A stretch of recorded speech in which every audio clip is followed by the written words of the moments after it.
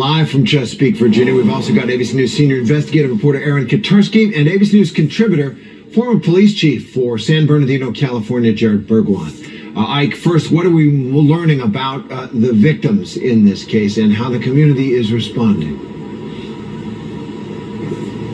Well, right now, this community is wrapping their hands around everybody they could. Just for the past few hours that we've seen here, we've seen a lot of people just really trickle into this Walmart, some with signs saying, if you need a prayer, if you need a hug, I'm right here. Others just gathering, simply giving people an embrace. But in terms of the people who are actually directly affected of this, we do have a little bit of new information. Now, one of the family members of one of the individuals who were in fact hurt, they came here about a couple of hours ago and they told me that their family member, their brother, their uncle was in that hospital in stable condition, however, still severely injured with a long way to go. As far as the 7 people who were killed, Walmart and law enforcement telling us that 3 of those individuals, including the shooter, were found dead inside that break room where this entire ordeal began. Another victim was found near the entrance of the store, and the last 3 victims who passed away, well, they were taken to the hospital where they later died. As far as the witnesses, I've been managed to speak to several witnesses who saw this carnage. One in particular, Kevin Harper, he was an individual who was actually inside that break room moments before the shooting rang out. He told me that he just had some kind of premonition, some kind of feeling that told him to get out of that break room. And it wasn't just a few moments later, he heard those muffled gunshots ringing out from that break room. He told me that at that point, he made a beeline straight for the clothes hanger where he can hide. And I asked him, how long did he hide inside that clothes hanger? He told me he had no idea because time felt it stopped. But after a while, he managed to get out of there, run out of the store, and he told me that on his way out of the store, he did, in fact, see some bodies, some covered completely in blood. Again, a lot of the witnesses who I say, they say this incident shocked them to the core, but they're not surprised given the frequency in which these shootings are happening in our country right now.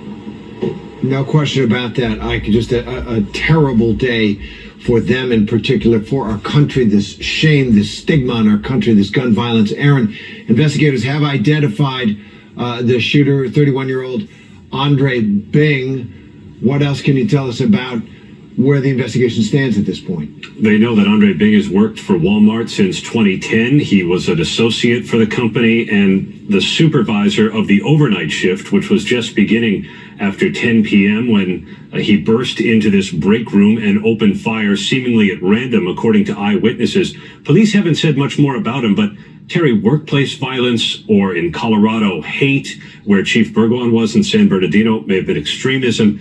At this point, what's the difference? There's easy access to guns, and increasingly in this country, people who may be angry or who may have something going on inside them are turning to violence, and particularly gun violence, in order to cope with it. And that's the newest challenge for law enforcement in the country, Terry. It's happening over and over again. It does seem, Aaron, that's very astute, that there's almost a self-medication for a broken and twisted mind to start shooting at people. And Jared, I just want to, according to the Gun Violence Archive, there have been at least 606 mass shootings this year. And I want to ask you, do you think it's gotten worse since you were chief in San Bernardino and had to go through that awful shooting there?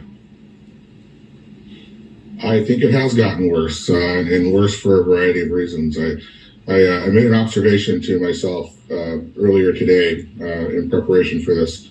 You know, when Columbine happened, we were shocked. We were collectively shocked. And on the law enforcement side, we gave Columbine a lot of leeway for the response because nobody had ever experienced something like that before. And then fast forward to Uvalde, where we were very angry about the response in Uvalde. We were angry because we know better by now.